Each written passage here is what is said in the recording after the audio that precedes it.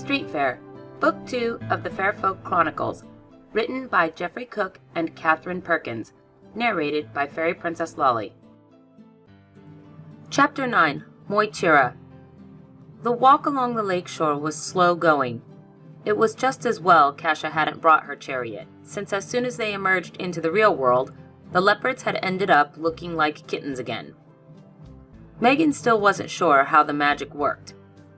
Most of the fairies just ended up looking different, with Aisling looking like a butterfly, and Kasha looking like, well, mostly herself, but lacking horns, a tail, and goat legs. The cats, though, actually seemed to revert whenever they were somewhere a human might see them. Indeed, they'd had to accommodate the kittens when they hit the wet, squelching ground. Maxwell had scrambled up Kasha to rest on her shoulder.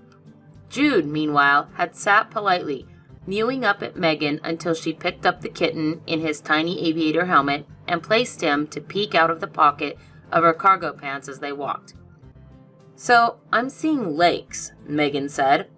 "Weird hills with some kind of Stone Agey things on them. Some sheep in the distance. Are you sure we didn't come out in the wrong century?" As it was, Justin was walking around, even if only distant sheep were looking, with the sword of light sheathed at his hip, having finally set the instrument case aside just as they left the market. Megan watched him walk in his particular hypervigilant way for a moment before she managed to look back at Lonnie questioningly. Lonnie sighed. "Past the sheep is a 21st century wind farm, Megan.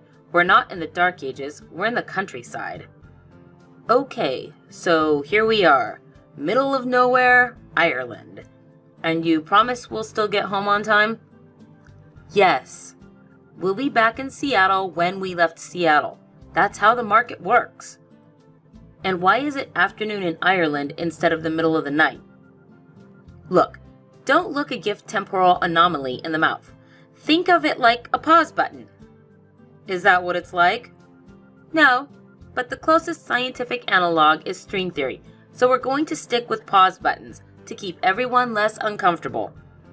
"I can promise you, Lonnie," Justin said calmly, "that when it comes to the confusions of time, absolutely nothing is going to make me comfortable, so on my account at least, you needn't worry."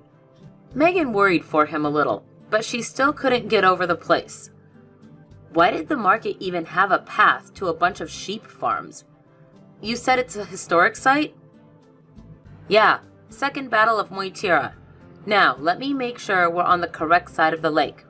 What did that note mean about the shore changing based on water drainage?" "Sinkhole," Kasha said, grinning. "Considering how it was made, the lake's not exactly going to be stable." "Do I want to know?" Megan asked. "Oh, okay, yes, I want to know.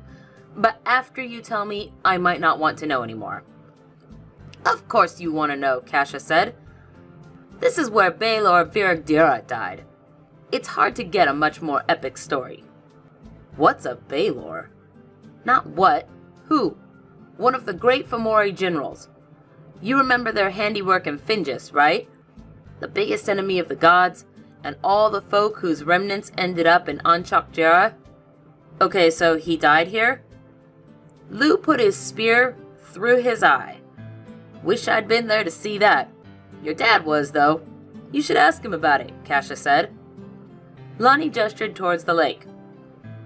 "The legend goes that this is where he fell, and as he died, his eye created the lake here." "Seriously?" Lonnie nodded. "That was his big thing, the evil eye. If he didn't have it covered, it'd burn everything he looked at. And obviously, if the lake thing is true, he was huge." Megan glanced out over the water. "That's putting it mildly." "The Faerie were bad news. They weren't all that big, but there's a reason the gods left the world in order to keep them from coming back," Lonnie said.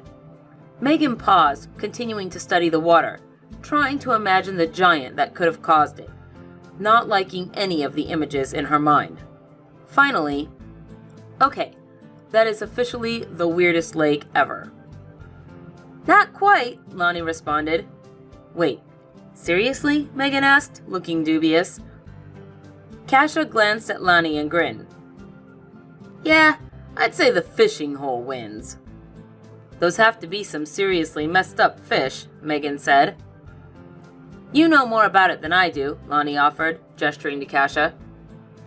Sure. Messed up fish, trapped faerie, fun stuff. When the gods left, they sealed the faerie up.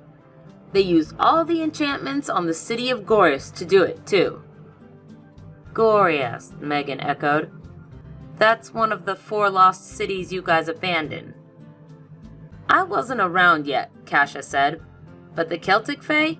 Yeah. Megan glanced at Aisling, just waiting for some contradiction or odd statement about the lake, or fish, or one-eyed giants. The pixie just sat on the Count's back, where he perched on Lonnie's shoulder, both of them looking more intent than she'd ever seen them. She wasn't even sure how she could tell what the crow was feeling, but it was clear. Anyway, Kasha continued, they didn't have much choice. All of the magic of the city was channeled to the lake to freeze it over as a prison. All of the faerie who survived the war are down there, under the ice. That pulled Megan's attention back rapidly. And they're just, left there unguarded? Hardly. That's Inwar's job. After what Baylor did to his arm, he definitely feels strongly about the faerie. Left his people completely to affiliate with the seelie full-time so he could stand watch. He did it on his own for a while, but eventually more and more people from Antakdira would come to fill in for him so he could go see Orla and help coordinate things. His folk may be cold, but they know war. I kind of got that impression, Megan said. So that's what happened to his arm? And how Orla got her scars, Kasha said, nodding. Just a glance. Inwar shielded her, but she still got burned and he lost his shield arm. Megan shuddered, the story with the lake and the giant becoming a lot more real, with a visual reference to what the eye could do. So it's like cold iron or something. Kasha shook her head. Burning acid, but it works the same. He could kill fairies or even gods with it. And the wounds never fully heal, no matter how much magic they put into it. At Aisling's urging, they started walking again, moving along the shore. Megan finally broke the silence. So, what happens if the ones in this somehow weirder lake ever get out? I mean, much as my dad might like it, it's not winter year-round, right? He invests a lot of magic in making sure that doesn't happen. So do the fishing trippers, Lonnie explained.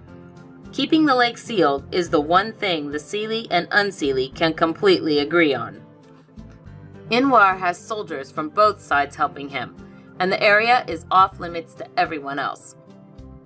He actually has unseelie organized enough to handle that? And they don't, try to just break it a little to see what happens? The faerie are serious. No one wants to see that happen. Besides, you've met Peter's gang. As unseelie go, they're pretty organized. Wait, Peter? 49ers cap? Desperate need of orthodontia? Tried to kill me? That one, Lonnie agreed. He might have even been the one who started referring to the guard's shift as going to the lake on a fishing trip. It certainly wasn't Inwar. Megan nodded, glancing around. Okay, that sort of makes sense. I guess he'd be a good guy to have on your side if something did get loose. They turned away from the eye lake at last and headed into the hills.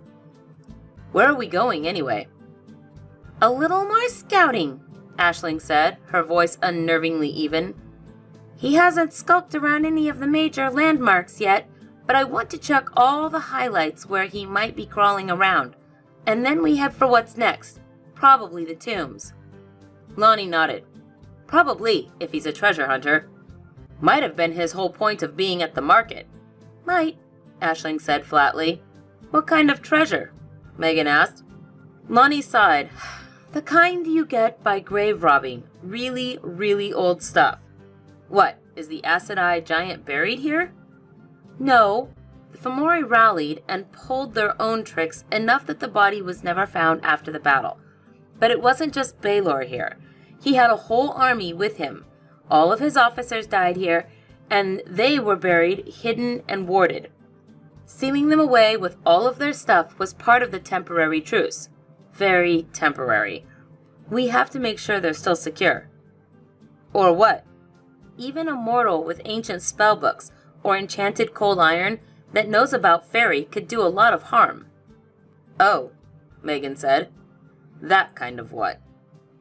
The walk took them deep into the hills, before Aisling urged them to stop near what appeared to be a pile of rocks. What's that? Megan asked. From what I've heard, Lonnie explained, warded rocks were piled around Baelor's battle standard, since no one of faerie could touch it. Aisling's face, however, had managed to grow even colder and more mask-like. But, she said, Kasha wasn't as grim, but she was clearly not happy. Yeah, I know. I've been here with Rick. Pile's all wrong. One leather boot struck out and kicked the pile, which collapsed with nothing inside it. Our potential burglars gotten started. Then I'd suggest we do the same, Justin spoke up, beginning with right near the tear on the map, the closest of the little X's. Hello friends, this is Gunther Hammerhands. Thank you for checking out Fairy Princess Lolly's channel. If you enjoyed this video, please hit the like and subscribe button. Use your troll hammer to ring that little bell icon to get notifications when she posts future videos. And if you'd like to support these magical creations, fly over to our Patreon and join the fairy family. Safe travels!